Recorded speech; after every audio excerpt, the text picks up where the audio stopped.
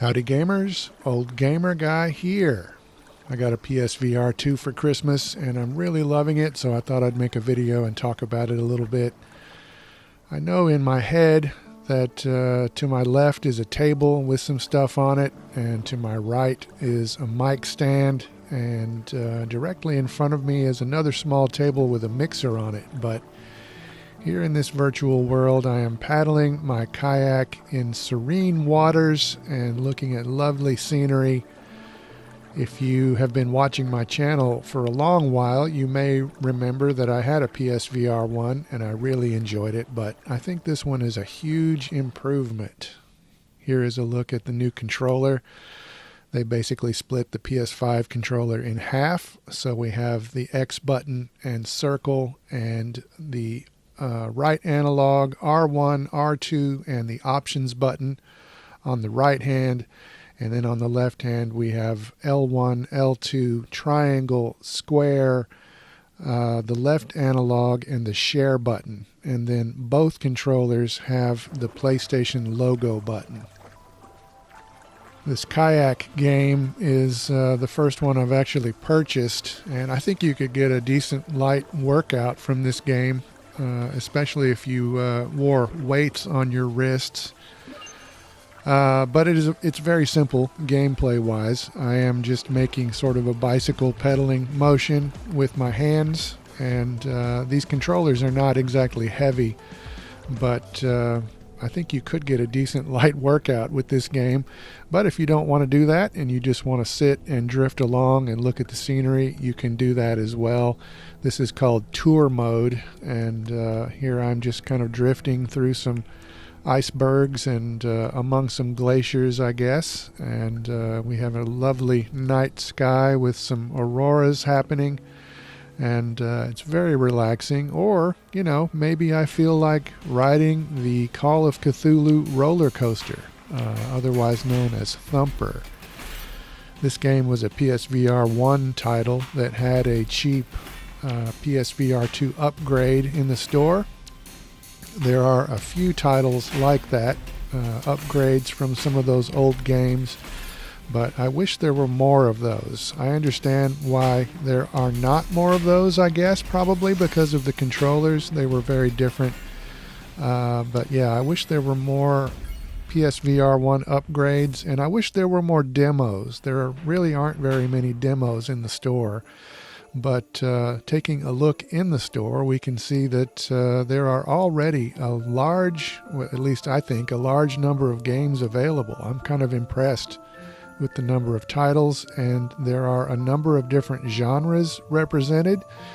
Not many of what you would call AAA games, but there are puzzle games and racing games and flying games and fighting games. There are some first-person shooters in here. Yeah, a good selection. So I'm excited that already there are more than 30 titles in the store that I want to buy. So I'm excited about my gaming future, and of course you will see at least some of that on the channel. Now, admittedly, a lot of these titles are those very, very simple VR experiences with very, very basic controls, or maybe no controls at all. Maybe you're just sitting there and watching the world roll by. But some of that is really fun too. Something about VR makes those experiences worthwhile as well. I don't normally even like rhythm games, but somehow this demo really captured my attention, and I had a lot of fun with it. I'm probably going to buy this game eventually, even though, like I said, I don't normally even play rhythm games, but somehow VR made this very fun. But what about the type of games that I do normally play on the flat screen? Well, I like survival games, and here is a demo for an interesting one, I think. Something about crafting in VR is really incredible. It's very different from crafting through a menu. Right there, I'm just holding the two components together, and I was expecting them to join together automatically, but I had to push a button to make it happen.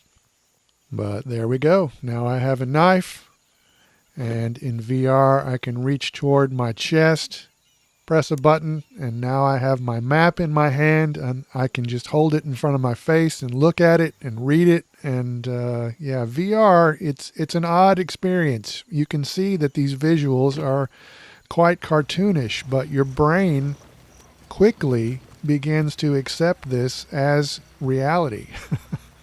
And it's just amazing how it feels like you're in a real place. But here I am doing a little more crafting. I'm showing a lot of this crafting because this was kind of the thing I was impressed with.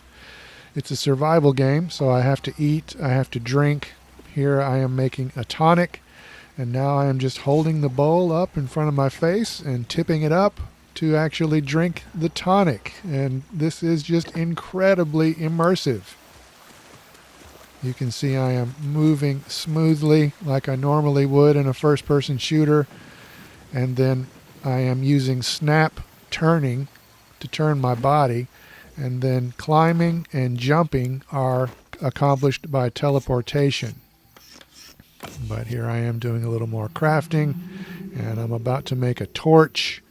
And yeah, I keep using the word immersive, but that is what this is. PSVR2 has a higher resolution than PSVR1, and it's not quite 4K, but it is a huge improvement. And like I said, it feels like you're in a real place. So now I need to strike my torch on the rock like a match, dumbass, not like a club. Okay, now my torch is lit and we can press forward. You can see that snap turning in action. That's, basically turning very quickly by increments. That's one of those VR acclimation options that is usually in these games, I find. This game does have a smooth turning option, but snap turning was on by default. And this is just really, really immersive, even though it's quite linear. I'm about to jump by teleportation here. That's one of those things in VR that helps people from getting motion sickness. I've been pretty lucky with that. I don't seem to get it very much, so I can kind of go full throttle in VR. But some people need that snap turning. Some people need to move by teleportation instead of smooth moving like I'm doing here. But I think even if you have to play that way, VR is really worth it. You can see my torch just went out, and I had an honest moment of panic there. Like, it's really dark now. But maybe all of that is just a little bit too cartoonish for you. So let's take a look at the Resident Evil 4 demo. I also played the Resident Evil 8 demo, and I actually purchased Resident Evil 8, but I also will eventually purchase Resident Evil 4. I don't know, I think it was just cheaper. Both of them were on sale at New Year's, so I think Resident Evil 8 was just cheaper. But let me tell you, brother and sister, this is intense. No fucking way.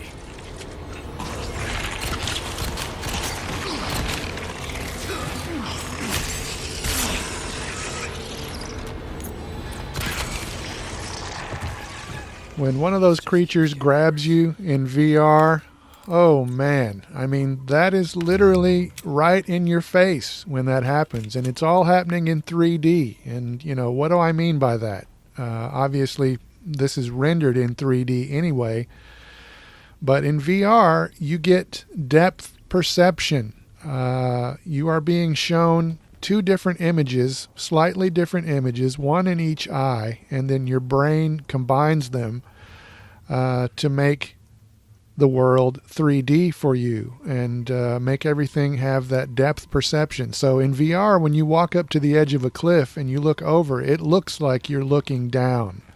And of course, all that depth perception adds to the illusion that you are exploring a real space. Even though graphically, this looks really nice. This is one of the nicer looking games I've seen so far.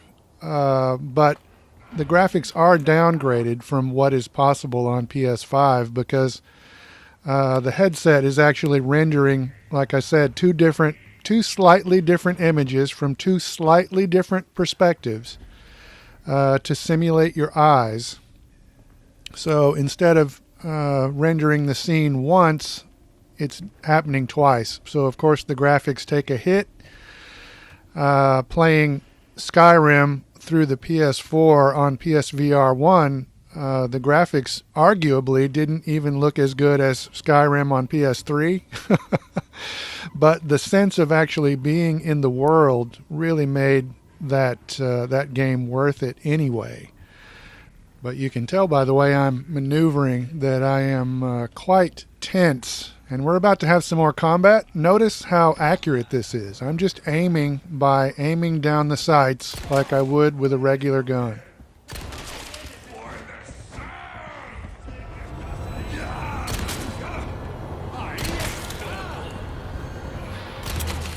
I only had 5 shots left. Now I can reach for my knife and stab this guy in the face. And you know, this looks kind of slow paced and kind of awkward as I'm watching this, but when it's actually happening, it is quite intense. So here I am finding some iconic Resident Evil green herb, and yeah, exploring these locations is really amazing. I guess I might make a few videos of me playing with my microphone turned on because I kind of tend to talk to myself and talk to the characters, and it might be kind of amusing to make a video out of that. Right here, a little movie is about to start, and when this happens, you get sort of a virtual room, like a pitch black room with a 100-inch screen about 7 feet from your face. So it's like you're looking at a big TV in a pitch black room when those movies play. But I think you can probably tell that I'm very, very impressed by PSVR2. I played a couple of other demos as well that I enjoyed, but I decided to show more of Song in the Smoke and Resident Evil 4. Resident Evil 8 was very, very similar to this, and like I said, I bought that game, so I might make a few videos of that coming up here shortly. But to wrap it up, I guess I should talk about the headset itself. Yeah, I'm impressed. It's more comfortable than PSVR. It may be lighter. I'm not really sure. The setup was much easier. It has eye tracking. The included earbuds work very well. The controllers are a huge improvement. I think those controllers are going to make more AAA type games possible in VR. This is certainly a AAA experience, and I'm going to enjoy playing this. But that'll do it. More videos soon, but for now, as always, thanks for watching.